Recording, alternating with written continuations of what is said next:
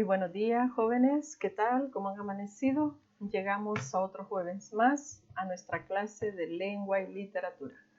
Qué gusto es poder saludarles, aunque sea a través de la pantalla de una computadora. Espero que ustedes y cada una de las familias que representan se encuentren bien de salud, bien de ánimo, con ese espíritu optimista que identifica a los estudiantes del Colegio Español Padre Arrufo. Este día vamos a hablar brevemente sobre el alma. Les he colocado ahí una imagen que dice que en cualquier dirección que recorras, el alma nunca tropezarás con sus límites. Creo que esta palabra muchas veces la han utilizado ustedes.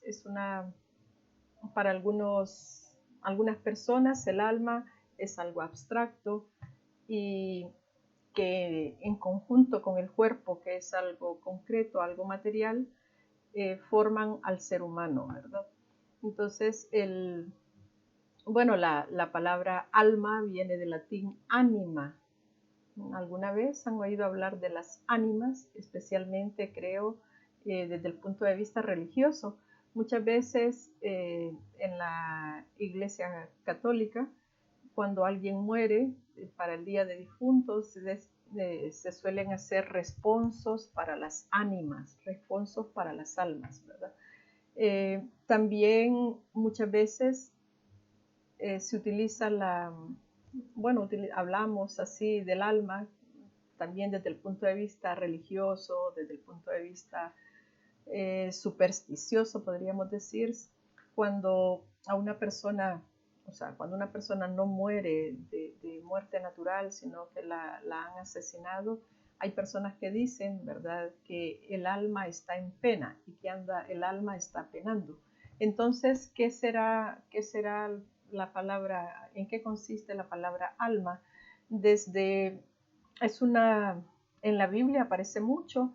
Lo que sucede es que, por ejemplo, en la Biblia la palabra alma en hebreo significa vida. Entonces, en la Biblia, alma y cuerpo son una misma cosa, ¿verdad? Entonces es como esa esencia que forja nuestra identidad. Entonces el alma es eso que nos identifica. Vuelvo al punto de vista de la religión. Muchas personas creen que cuando morimos lo que muere es nuestro cuerpo y que luego el alma sale, ¿verdad?, del cuerpo. Pero el alma es como esa parte esencial de cada ser humano. Entonces, también de vez en cuando creo que debemos pensar o reflexionar sobre esos términos que muchas veces los utilizamos, pero no pensamos mucho en ellos. Bueno, este día vamos a continuar con la clase sobre el tema del romanticismo. Espero que ustedes hayan leído ya lo de su libro de texto, así que vamos a continuar con el romanticismo. Muy buenos días, comenzamos con la clase de este nuevo jueves. Vamos a continuar con el tema del romanticismo, solo que en esta ocasión vamos a ver los diferentes géneros que se dan en este movimiento. Antes veremos la agenda que desarrollaremos este día. En el contenido tenemos el romanticismo en la poesía, la narrativa y el drama. El indicador de logro analiza las manifestaciones de la narrativa romántica, el paisajismo, lo exótico y lo fantástico.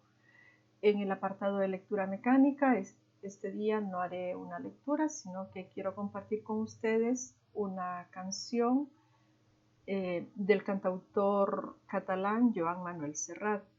Se titula Cantares. Él retomó algunos versos de Antonio Machado, un escritor romántico español, para componer esta canción. Luego tenemos una retroalimentación, el desarrollo del contenido y la parte final, que es siempre de preguntas y respuestas. Vamos a escuchar la canción. Espero que, si no la conocen, que les guste.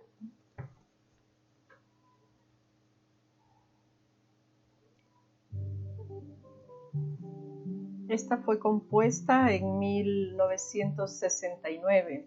Ahí podemos observar que Serrat está muy joven en esos años, ¿verdad? Todavía está vivo y sigue cantando. Todo pasa y todo queda, pero lo nuestro es pasar, pasar haciendo caminos sobre la mar. Nunca perseguí la gloria, ni dejar en la memoria de los hombres mi canción.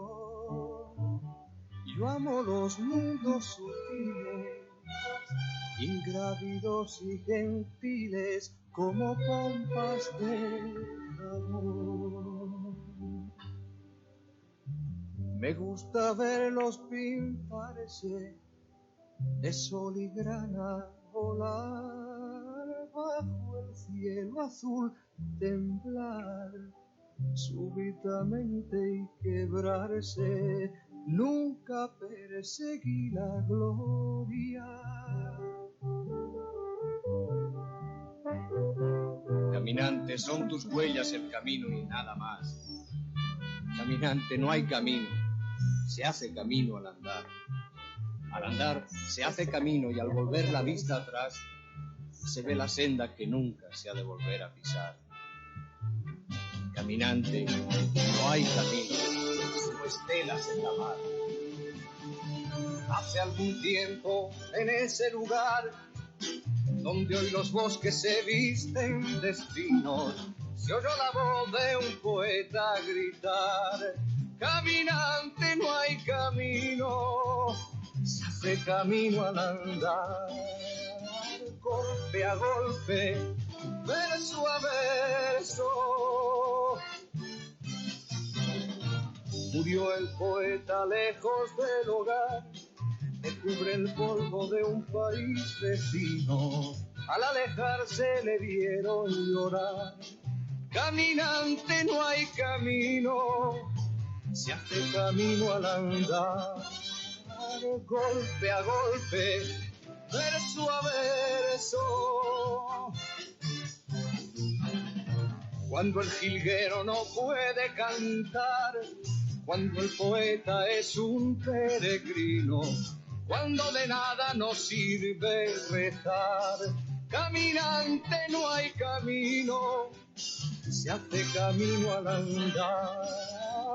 Golpe a golpe, verso a verso, golpe a golpe, verso a verso, golpe a golpe, verso a verso. Muy bien, con esta canción avanzamos. Esta imagen que aparece aquí al final es una fotografía del escritor Antonio Machado. Bueno, dentro de la retroalimentación veremos rápidamente que el romanticismo se dio en el siglo XIX, que tuvo mucho poder sobre los sentimientos, que algunas de las características más representativas son el individualismo, la libertad, la rebeldía, el nacionalismo, el escapismo, que hay algunos autores, o sea, no son los únicos, estos son quizás los que más se conocen en los diferentes géneros. En la lírica tenemos a Gustavo Adolfo Bécquer, español, autor de Rimas y Leyendas. También tenemos a José de Espronceda, se conoce de él La canción del pirata. Rosalía de Castro, uno de sus libros más conocidos es Cantares Gallegos. Antonio Machado, autor de Cantares, de la letra de esta canción que acabamos de escuchar.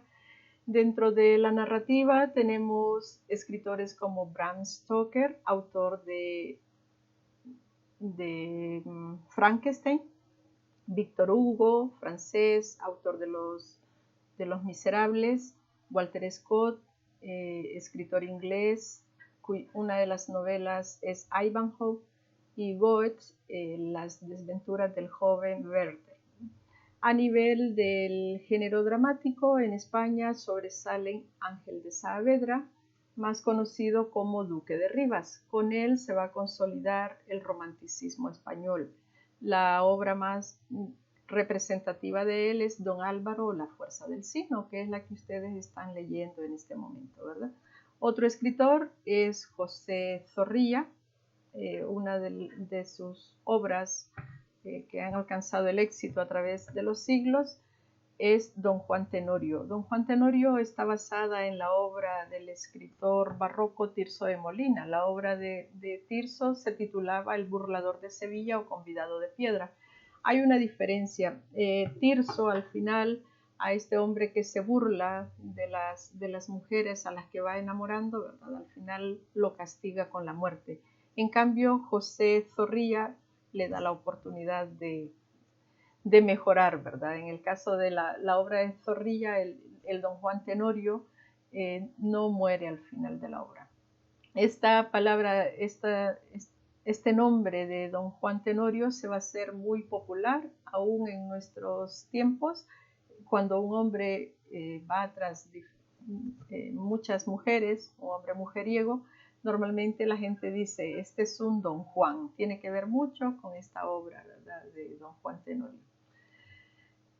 También, siempre dentro de la retroalimentación, vamos a ver un corto video para recordar y podemos ver que los acontecimientos históricos que influyeron en el romanticismo, mencionábamos la semana pasada, que fueron la Revolución Industrial, la Ilustración, la Revolución Francesa.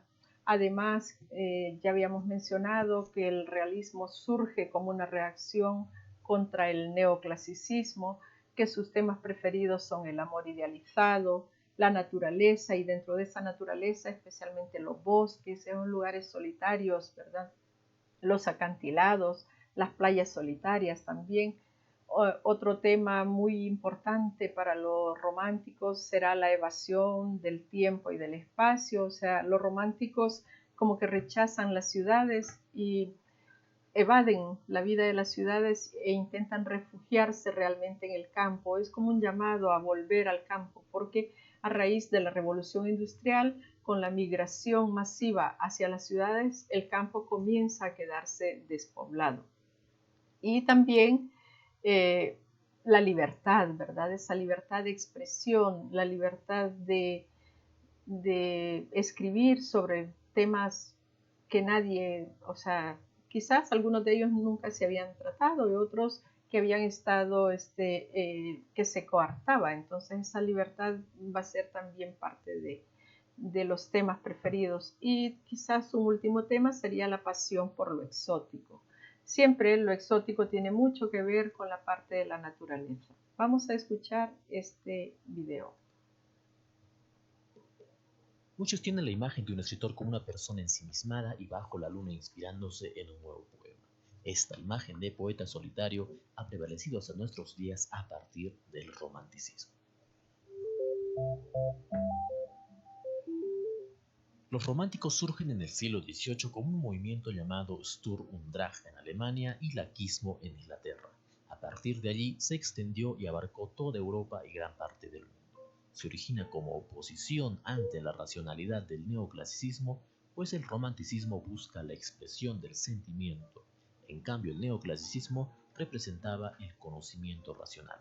Así, se propone el amor por la libertad frente a la razón ordenadora, una razón que encasilla. El romanticismo ha sido uno de los movimientos más importantes de la historia del arte y la literatura. Fue impulsado mayormente por jóvenes motivados por el patriotismo, la libertad o la justicia. Es idealista pues antepone estos ideales ante la razón o la misma realidad. La actitud moral y sentimental de los románticos los conduce a la insatisfacción ante la vida y la sociedad. Esta insatisfacción les lleva a aislarse, lo que provoca en ellos individualismo. Es por lo tanto muy subjetivo. El escritor se interesa en sí mismo o en su yo romántico. Este aislamiento le conduce a la búsqueda de la naturaleza, una naturaleza idealizada. Su individualismo y soledad hacen que el romántico prefiera lo natural antes que lo industrial o artificial, o el paisaje antes que la urbe. La imaginación del romántico provoca escapismo, pues rechaza la realidad y centra su interés en la imaginación y la sensibilidad personal. Le permite además evadirse de la realidad y tender hacia un mundo de ensueños ideal aunque difuso. Explora nuevos escenarios como la fantasía, el misterio e incluso lo grotesco, lo horroroso o lo sangriento.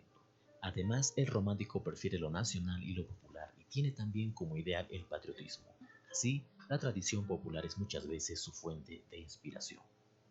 Diremos entonces que el romanticismo tiene las siguientes características: rebeldía ante la razón, ansia de libertad y ruptura de normas convencionales, individualismo y subjetivismo, soledad y gusto por la naturaleza, imaginación y sentimiento, y valoración de lo nacional y la tradición popular.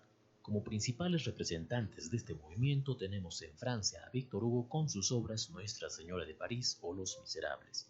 En Inglaterra tenemos al poeta Lord Byron con su poema autobiográfico Las peregrinaciones de Childe Harold. Resalta también Walter Scott con su novela Ivanhoe. En Estados Unidos encontramos a Edgar Allan Poe con sus narraciones extraordinarias que exploran el terror y el misterio. También sobresale Walt Whitman con su libro de poemas Hojas de Hierro. En Alemania destacan Schiller con Guillermo Tell y Goethe, uno de los más grandes románticos europeos y líder del movimiento Sturm und Drang, el cual, como vimos, dio origen al romanticismo. Fue autor de Fausto y las desventuras del joven Werther. Los argumentos de estas obras nos muestran a un escritor que no pretende cambiar la realidad con el conocimiento o con la ciencia. Su rebeldía es más bien contra esta razón ordenadora. Así, el artista evade la sociedad para ejercer su libertad. El romanticismo ha sido uno de los periodos culturales que parece haber creado nuestro concepto de literatura. El idealismo individualista, irracionalista, el ideal del arte o el arte como fe, ha dispuesto la belleza como un verdadero fin, un arte sin norma como medida. Bueno, creo que ese video que acabamos de ver nos concretiza esa retroalimentación de lo que ya habíamos visto. Ahora sí entramos ya a lo que serían los géneros literarios que van a predominar durante el romanticismo. Uno de ellos es el género lírico. La poesía romántica se caracterizó por la renovación métrica, por el uso de versos octosílabos y por la polimetría. O sea, además de usar versos octosílabos, que eran quizás los más comunes, pero también hay autores que utilizan versos de heptasílabos, decasílabos, de diversa métrica, ¿verdad? Eso significa polimetría, o sea, versos diversos. Además, utiliza un lenguaje retórico en el que abunda la interrogación y la exclamación. Alguna vez quizás han oído ustedes hablar de las preguntas retóricas. Las preguntas retóricas son aquellas que nosotros hacemos o que un escritor hace sabiendo que nadie le va a responder, ¿verdad? Porque no tiene el autor, cuando está escribiendo un libro, hace algunas preguntas, pero sabe que nadie se las va a responder. Quizás también a veces nosotros como lectores podemos hacer unas preguntas y sabemos que, excepto que estemos con otra persona estudiando o leyendo, quizá esa otra persona nos las pueda responder. Pero cuando uno hace una pregunta sabiendo que nadie le va a responder, a eso se le llama pregunta retórica, ¿verdad? Y aquí se utiliza mucho en la poesía romántica. En los poemas hay muchas preguntas retóricas. O sea, vamos a ver también otro video que nos amplía un poco la parte de la lírica del romanticismo.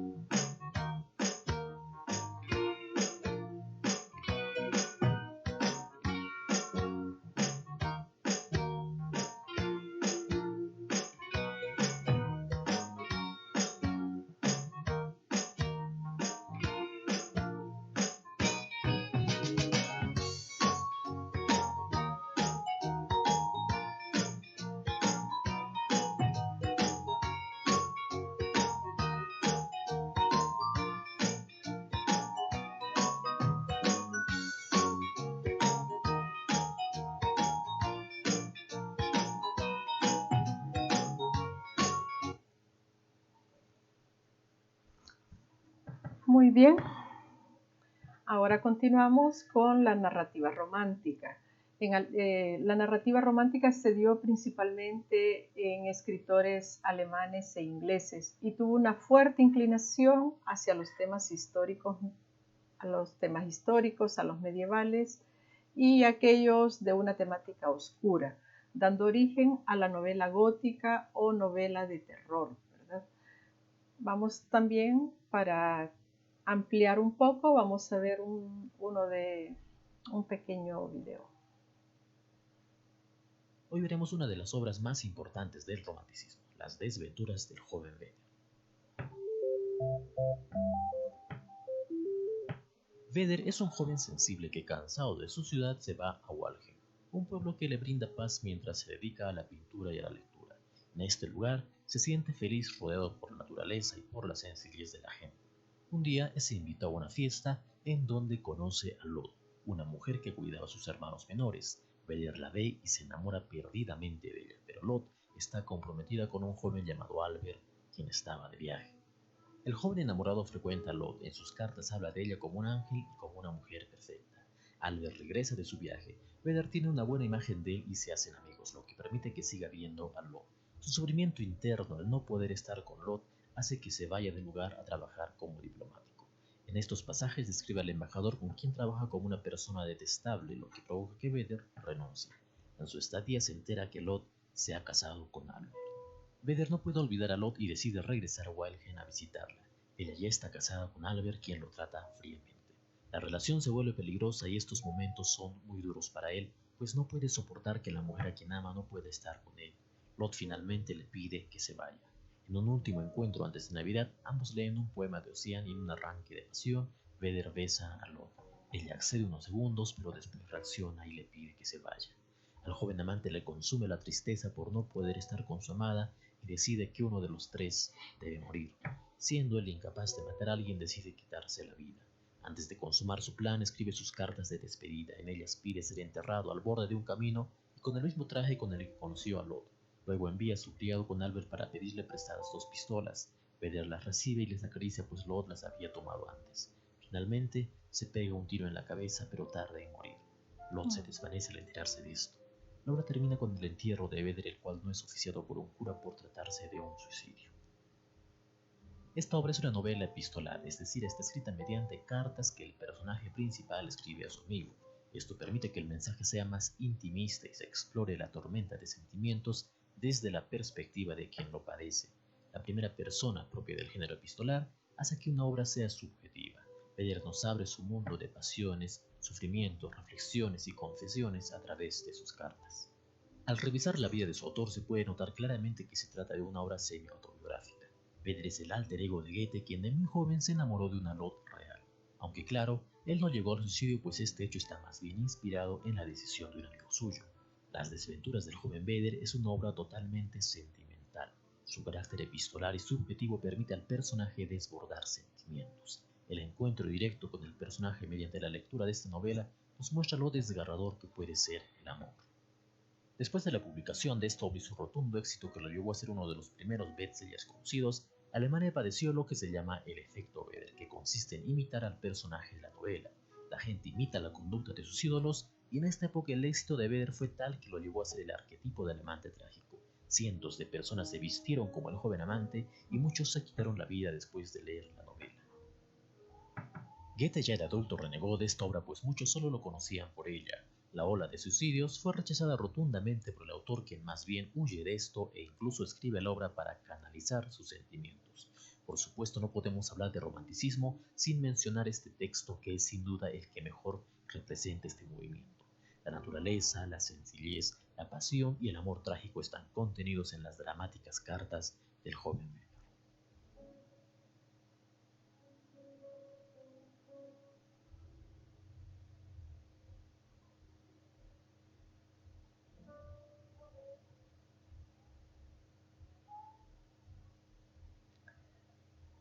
Bueno, creo que este video nos ha mostrado esas características que están románticas, que están presentes realmente. No sé, esos finales trágicos que es propio de la novela romántica, ¿verdad? Además, el desamor, quizá no porque la persona no ame a la otra, sino porque siempre hay algo, hay un obstáculo ahí. Ya eso ustedes lo descubrirán también en la obra de Don Álvaro. Pero bueno, yo no voy a hablar mucho de Don Álvaro porque es importante que ustedes la lean. Ahora pasaremos a la parte al género dramático, o lo que sería el teatro romántico. El teatro romántico se va a caracterizar porque hace uso de la prosa y el verso, tiende a mezclar ambas. Eso también pueden verlo directamente ustedes en la obra de Don Álvaro. Hay partes que están en prosa y otras que están en verso. Entonces esa mezcla es una característica del teatro romántico. Se suele hacer muchas alusiones a la muerte. Los románticos hablan mucho de la muerte.